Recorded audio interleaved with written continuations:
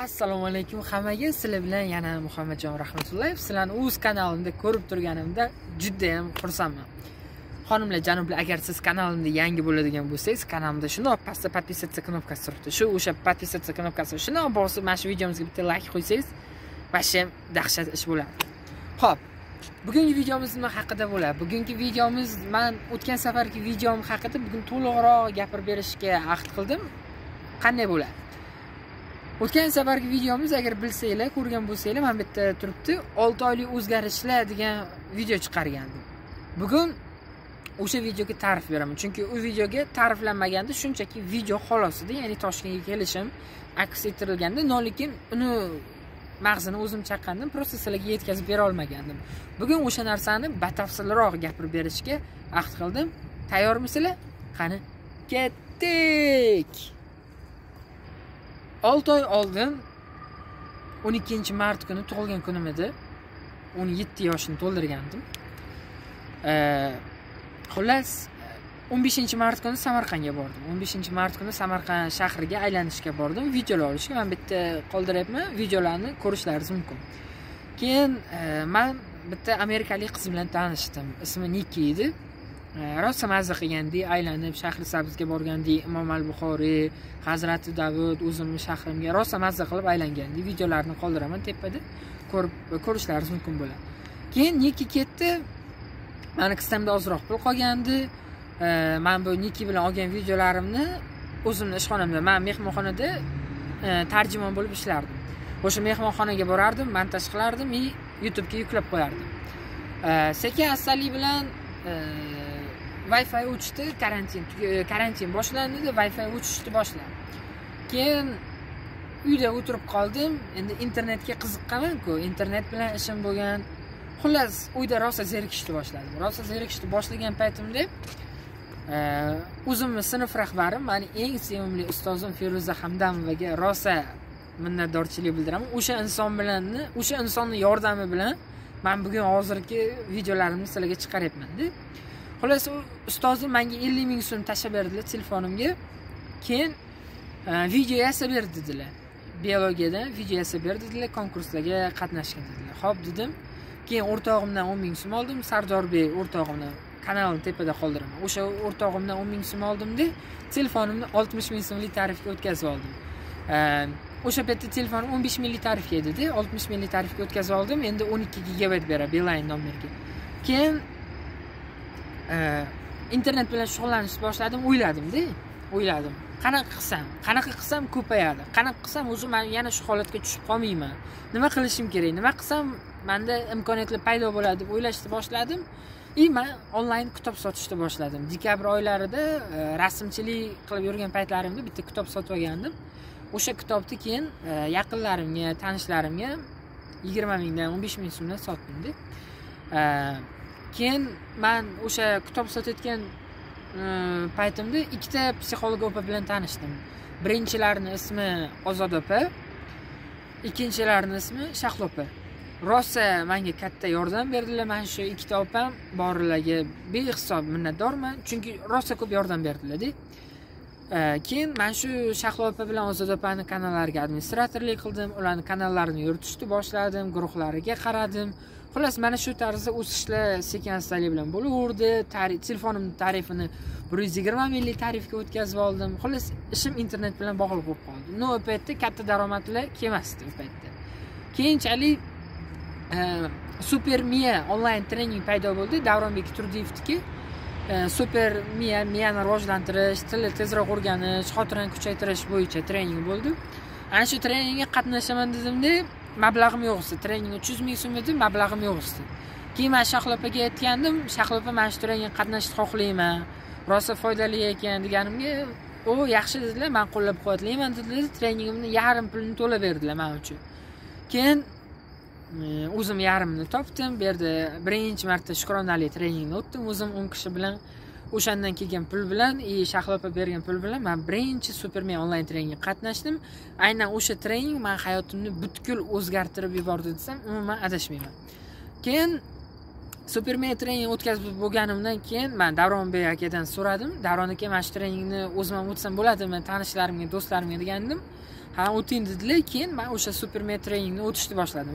Sekin astalik bilan o'sha o'sishlar paydo bo'ldi. Undan keyin daromadga kitob sotib oldim, o'sha kitoblarim bilan o'zim yana o'rgandim. Xullas, o'sishlar sekin astalik bilan paydo bo'laverdi-da. U yerdan keyin yana boshqa treninglar paydo bo'ldi, o'zimning ustozlarim bilan birga o'qidik. Shu tarzda boshqa psixolog opalar bilan tanishdim. Sekin astalik bilan o'sish paydo bo'ldi-da. Men mana shu yerda bitta narsani tushundim-da. Hatto men shu Toshkentga kelayotgan paytimda ham bitta opa so'radilar-da, nima uchun kelyapsan Toshkentga? Nima uchun? Kelishdan maqsading nima deganlariga men aytdim, men hayotda o'zim hamma narsaga erishmoqchiman. Hayotda o'zim maqsadlarim bor. O'sha maqsadlarimga erishish uchun kelyapman deganimga, hatto yo'l kiralarimni puligacha to'lab berdilar-da. Bundan tashqari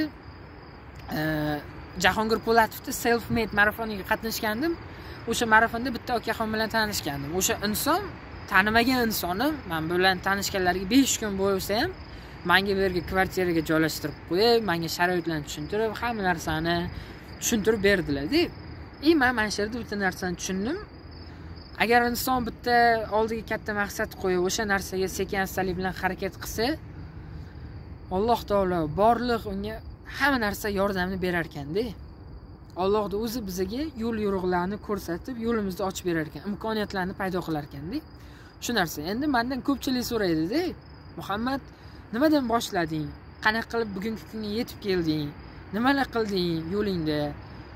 Bizga ham o'sha narsani o'rgat deydilar-da. Tanishlarim, do'stlarim so'raydi. Men o'sha narsani sizlarga ham aytaman, boshqalarga ham aytaman. Menga hech kim o'rgatmadi-da. Menga hech kim qo'limdan shuni ushlatib turib, o'rgatib, Muhammad, men shuni qilsang, shunaqa narsa olasan deb hech kim o'rgatgani yo'q. Shunchaki ichimda qanaqadir juda kuchli xohish bor edi. Men o'sha paytda mart oylarida yurganimizda, mart-fevral oylarida Sardorbek do'stim bilan rosa ko'p orzu qilardi. Sardor, sentyabrda mana shunaqa bo'ladi, sentyabrda kiyim olamiz, sentyabrda telefon olamiz, sentyabrda Toshkentga ketamiz, sentyabrda $500 oyga ishlaymiz, bizga $500 pul keladi.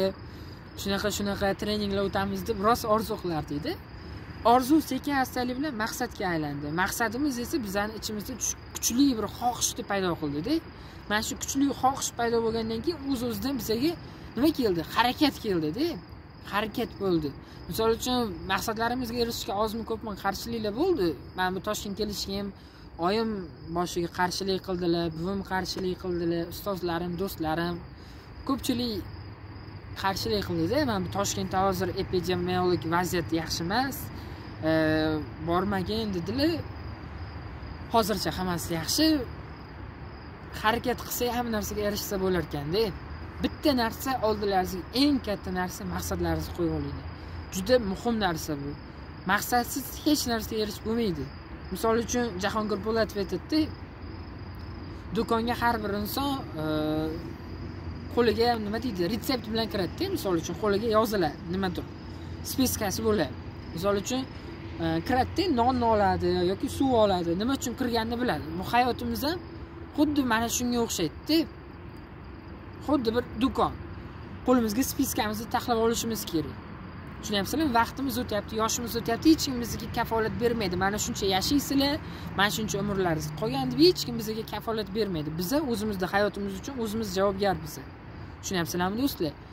Shu sabab oldilaringizga kattakon maqsadni qo'yinglar. Nima xohlaysizlar bu hayotda? Umuman qiziqtirmasin, erisha olamanmi, yo'qmi? Qiziqtirmanglar, shunchaki yoshlaringizga mo'ljallab tashlaylar.